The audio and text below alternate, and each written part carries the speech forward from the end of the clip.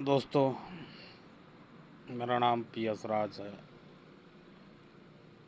आप सभी को सत श्री अकाल, अस्सलाम वालेकुम, जय श्री राम, जय भारत। आज का टॉपिक है अंधकार से प्रकाश की ओर। मेरे यूट्यूब चैनल का भी नाम है चलो प्रकाश की ओर। अंधकार से निकलोगे तो कहाँ पर जाओगे? प्रकाश की ओर। आपके घर में अगर लाइट नहीं है तो आप दिया सलाई भी जलाओगे तो प्रकाश होगा। तो मेरे चैनल का भी नाम चलो प्रकाश की ओर। कहने का मतलब ये है मेरे दोस्तों कि अंधकार से प्रकाश की ओर। इसका मतलब ये है कि इंसान का जीवन जो है अंधकार में है। वो कैसे है? वो खुद नहीं जानता कि मैं कर क्या रहा हूँ। कहने का मतलब मेरा है, कोई मस्जिद में जा रहा है, कोई मंदिर में जा रहा है, कोई गुरुद्वारे में जा रहा है। किसके लिए जा रहा है? किसकी खोज के लिए जा रहा है? या अपनी ऊपर आई हुई परेशानी के ऊपर जा रहा है, या किसके लिए जा रहा है? सबकी समस्या एक ही है।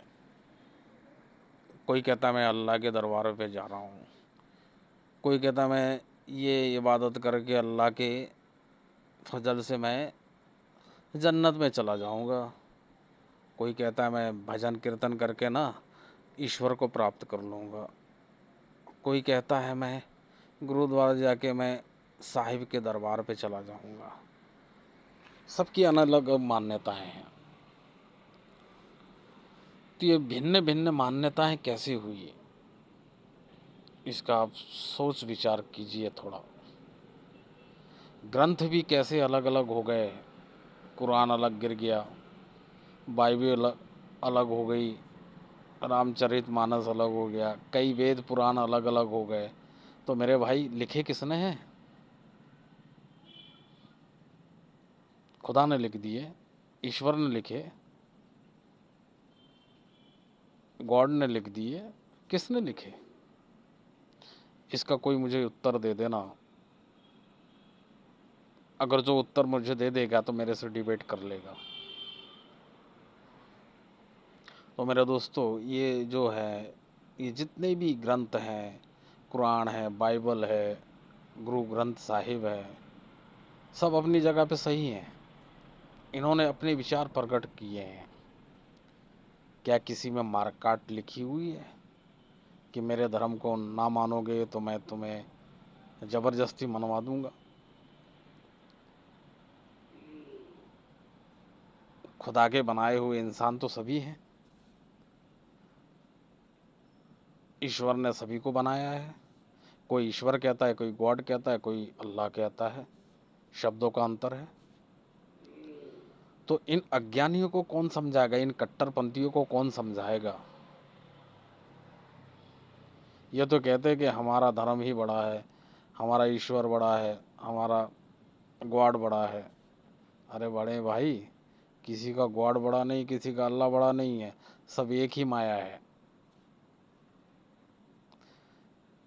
जो ऐसा कहते हैं उनने कभी जाना ही नहीं। सारे लोग अंधभक्ति में, अंधकार में हैं। जिसको मैं टाइटल भी लिखा हूँ अपने यूट्यूब का, चलो प्रकाश की ओर। प्रकाश की ओर कब जाओगे? जब अंधकार में रहोगे, अंधभक्ति में रहोगे। मुस्लिम भी अंधभक्ति में है, ईसाई भी अंधभक्ति में है, हिंदू भी अंधभक्ति में है। मैं तो सभी को कहता हूँ। अगर जिसको मेरी बात बुरी लगे तो मेरे से डिबेट कर ले। मैंने किसी ग्रंथ की भाषा नहीं पढ़ी, किसी ग्रंथ को नहीं पढ़ा है। मैंने जो कुछ जाना है अपने गुरु से जाना है। कबीर ने एक ही चीज़ कही है, मोखे कहाँ ढूंढे बंदे मैं तो तेरे पास। अब लोगों ने सोच लिया कबीर साहब अपने आप को कह रहे हैं मेरे को कहाँ ढूंढ रहे हो, मैं तो तेरे पास। अरे पागलो, ये सहरक के करीब है, कुरान में भी लिखा है। सहरक मतलब आँख की जो पुतली होती है ना, उसके भी करीब है ये खुदा खुदा कोई रूप नहीं है। इसका विश्लेषण किया जाए, जिसने जान लिया है इसको ना वही बता सकता है, जिसने नहीं जाना ना वो तो इस पे विवाद करेगा। जिसने इसको आंखों से देखा ये है क्या, वो तो आपसे बहस कर लेगा, लेकिन आप उससे ज़्यादा बहस इसलिए करोगे कि आपने देखा नहीं है। आपने नहीं देखा है, आपने खाली किताबी भाषा पढ़ी है, तो आप बहस करोगे। इस्लाम वाले भी बहस करेंगे, गीता वाले भी बहस करेंगे। गीता में एक ही चीज़ लिखी है, हे अर्जुन, कि तू जो नहीं जानता वो मैं जानता हूँ। तू जो मुझे सर्व गुण संपन्न मानता है, मैं वो नहीं हूँ। गीता में लिखा है। कृष्ण ने अपने आप को भगवान नहीं माना युद्ध क्षेत्र में अर्जुन के सामने। पागल हो। किसी ने अपने आप को अल्लाह कह दिया, मैं अल्लाह का बंदा हूँ। अरे अल्लाह के बंदे तो तुम भी हो, हम भी हैं, सब हैं। कृष्ण ने अर्जुन को यही ज्ञान दिया था कि हे अर्जुन, तू मुझे सर्व संपूर्ण मानता है, मैं नहीं हूँ, मेरे ऊपर भी कोई है। अगर तुझे जानना है तो आज मैं तुझे बताता हूँ। इसी का ज्ञान देते हैं, इसी परम तत्व का ज्ञान देते हैं जो पूरे कायनात में बसा हुआ है, जर्रे जर्रे में है, जिधर देखो तू ही तू है। अब ये बोलने में तो सरल है, लेकिन इसको जिसने आँखों से देखा है उसके लिए तो ये एक लाइट इज पावर है। लाइट इज पावर मतलब कि ये एक प्रकाश है, सूरज से भी तेज है ये, जिसका प्रकाश। और जिसको काली कमली वाला क्या है उसके बीच में घूमता हुआ नजर आएगा। ये आंखों देखी बात कौन बता सकता है? जिसने देखा है। और जिसने नहीं देखा है वो तो बहस करेगा। और ये देखने का तात्पर्य किसके अंदर है?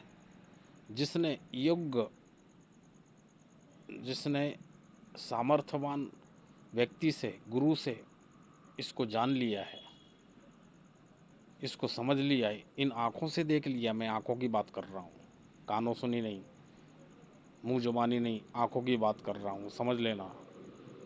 और जिसको बहस करना है तो मेरे सामने आ जाएगा। इन आँखों से जिसने देखा है वो विश्लेषण करता है, और जिन्होंने नहीं देखा है तो वो तो किताबी भाषाओं पे बहस करेगा। इसलिए तो कबीर साहब ने कहा था, तू कहे कागज़ की लेखी और मैं कहूँ आँख अंधे की। फर्क है ना मेरे दोस्तों। कबीर साहब ने क्यों कहा था, और आज भी ये सत्य है। कोई कहता है अगर तुम बुरे कर्म करोगे तो तुम्हें अल्लाह बहुत बड़ी कढ़ाई में पकोड़े की तरह तल देगा। पागलों को ये नहीं मालूम स्वर्ग है ही कहाँ। चांद पे कहीं लोहा मिलता है तुमको? सूरज पे कहीं लोहा मिलेगा? तो वहाँ कढ़ाई कहाँ से आ जाएगी लोहे की? अरे पागलो, लोहा धरती में है, और वो भी लोहा पूरा नहीं है। वैज्ञानिक रिसर्च में चले जाओगे तो लोहा धातु से बनता है, एक मिट्टी तत्व से बनता है, उसको फाइन किया जाता है तब जाके उसका लोहा बनता है। डायरेक्ट लोहा है ही नहीं, तो फिर कैसे कढ़ाई में तलेगा मेरे दोस्तों? ये फैकोलॉजी है। फैकोलॉजी के पीछे मत दौड़ो, उनको कट्टर बना दिया गया है। जिन्होंने उनके ऊपर ये धर्म थोपा है, उनके जाने के बाद लोगों ने उनको अल्लाह बना दिया गया है कि अल्लाह के ही बंदे थे। अल्लाह किसी का खैरात में आया है, किसी का गुलाम है, ये किसी के वश में नहीं आता है। ये तो ना बोलता है, ना चालता है, ना सुन सकता है, तो ये किसके वश में आएगा? पागल। वो सब पागल हैं और तुम भी उनके पीछे पागल बने बैठे हो। वो कितना भी कुछ कर लें, कितना भी दुनिया में अपना वो कुछ भी फैला दें, उसके बाद पतन हो जाएगा। उसके बाद भी उनका पतन हो जाएगा, क्योंकि झूठ की बिसात पर नींव खड़ी हो नहीं सकती है। ये मेरी बात आज याद रख लेना। मेरा ये वीडियो अंधकार से प्रकाशियों मेरा चेहरा कभी नहीं दिखेगा, लेकिन मेरी बातें सुनाई देंगी आपको। तो आज के लिए मैं इतना ही कह सकता हूँ कि मेरा ये पहला वीडियो है, मैं इससे ज़्यादा नहीं बात कर सकता। कि आप अंधकार में हो, चाहे मुसलमान है वो भी अंधकार में है, ईसाई है वो भी अंधकार में है, हिंदू है वो भी अंधकार में है। हिंदू धर्म तो सनातन है, इस सनातनियों ने ही इसका उजागर किया है। सनातन धर्म के जो गुरु थे उन्होंने ही तो इसका आविष्कार किया है। इस्लाम धर्म तो 14 साल हो गए, 14,000 साल। और सनातन धर्म को कितना साल हो गया, थोड़ा अनुमान लगा लो पागलो। इस सनातन का विरासत है इस विजिलिंग पावर को जानने का। 0 पॉइंट का आविष्कार भी हिंदुस्तान से मिला है। 0 से लेकर 9 की संख्या में ही ये अल्लाह है, ये खुदा है, ये ईश्वर है।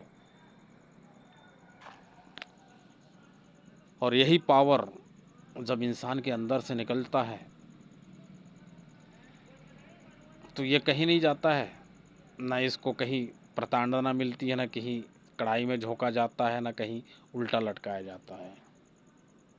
ये डायरेक्ट अपने अस्तित्व में दूसरी जगह चला जाता है। जैसे गेहूं का बीज होता है ना, अब गेहूं के बीज को अगर तुम कीचड़ में डाल दोगे तो भी उग जाएगा। तो ऐसे ही हमारी जो अंतरात्मा है, ये एक विजिलेंस पावर है, इलेक्ट्रिक पावर है। जब इस शरीर से निकल जाती है, तुम्हारा ये शरीर मिट्टी हो जाएगा, लेकिन ये इलेक्ट्रिक पावर जब निकल जाएगा तो वो अपने जगह पे चला जाएगा और फिर वहाँ से डिस्ट्रॉय होकर किसी और भी शरीर में धारण कर लेगा। छोटी सी बात है, सिंपल सी बात है, क्या समझाऊँ। आगे का टॉपिक आगे रखेंगे। मेरी इतनी बात को ध्यान रखना कि मैं क्या बोलना चाहता हूँ, समझने की बात है मेरे दोस्तों। मैं लड़ाई झगड़ा किसी धर्म के ऊपर टिप्पणी नहीं करना चाहता। मैं सिर्फ एक उजागर करना चाहता हूँ कि आप हो कहाँ पे, आप किस दिशा में जा रहे हो, आप किसकी भक्ति कर रहे हो, और भक्ति करके मिलता क्या है आपको। एक सुकून, नमाज पढ़ के 5 वक्त की नमाज पढ़ते हो, एक कॉन्शियस माइंड की तरफ चले जाते हो, जिसके कारण आपको सोचने समझने की बुद्धि आती है। एक योग जो करता है उसके अंदर भी कॉन्शियस माइंड के कारण सोचने समझने की एक प्रक्रिया आ जाती है। तो यही पुरातन महात्माओं ने क्या किया, पुरातन लोगों ने यही किया कि ये सबको तो नहीं बताया जा सकता है और सबके नज़र में ये आ नहीं सकता है, इसलिए उन्होंने विधियां बताई नमाज की, ताकि तुम उस ध्यान में जाओगे तो तुम्हारा कॉन्शियस माइंड तुम्हारे आत्मा को प्रभावित करेगा, जिसके कारण तुम्हें अच्छे विचार आएंगे, अच्छे सोचने समझने की बुद्धि आ जाएगी। ऐसे ही हिंदू रीति में एक तपस्या का योग किया, ये एक प्रक्रिया अपनाई गई थी। प्रक्रिया एक मैथ्स का एक कभी भी सूत्र होता है, ऐसा ही एक आध्यात्म में एक सूत्र बनाए गए थे। ये सूत्र है मेरे दोस्तों, लेकिन ये ईश्वर तक पहुंचने का रास्ता नहीं है। इससे तुम कभी नहीं पहुंच सकते हो। पहुंच तभी सकते हो जो इसको जानता है, जिसके बारे में उसकी निगाहों से इसके बारे में देख सकते हो। इसको जानने के बाद ये जो मेरी बातें हैं ये सब सारी समझ में आ जाएंगी कि हम क्या बोल रहे हैं और क्या बताना चाहते हैं। जब इसको अपनी आंखों से देख लोगे तो आपको समझ में आ जाएगा कि ये वाकई में कुछ नहीं कर सकता है। ये तो बोल भी नहीं सकता, ये कुछ नहीं कर सकता है, ये सुन भी नहीं सकता है। तुम कितना भी चिल्ला लेना, माइक में चिल्ला लो, चुंगे में चिल्ला लो, भाईजान लोग चिल्लाते हैं ना, तो क्या सुनता है? नहीं सुनता। भजन भी करते हो। आज ये बताइए, मेरी बात का एक सवाल है, तुमने अल्लाह को नहीं माना, नमाज नहीं पढ़ते, तुम्हारा कुछ बिगड़ गया? हिंदू का कुछ बिगड़ गया? इस्लाम वालों ने तुम्हारे ईश्वर को नहीं माना, उनका कुछ बिगड़ गया? किसी का कुछ नहीं बिगड़ा है, सब अपनी जगह पे हैं। वो भी जी रहे, तुम भी खा रहे, वो भी आ, कमा रहे हैं, वो भी अपने बच्चों को पाल रहे हैं, तुम भी पाल रहे हो। किसी का कुछ नहीं बिगड़ा, तुम्हारी सोचने की बुद्धि बिगड़ गई है बस, जिसके कारण तुमने दीवारें बनाई हैं। और जिन्होंने दीवारें बना के गए वो तो उल्टे लटके हुए हैं। चाहे इस्लाम वाला गुरु हो, वो भी उल्टा लटका हुआ है। हिंदू का जो भी हो, जिसने जाति प्रथाएं बनाई, वो भी, उनको स्वर्ग नहीं मिला, लटके हुए हैं।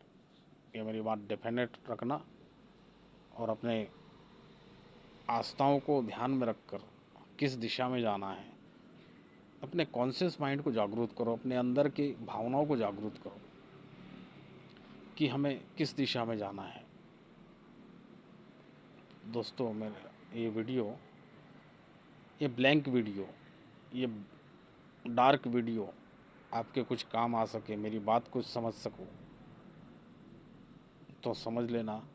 आज के लिए इतना ही काफ़ी है। मुझे माफ़ करना।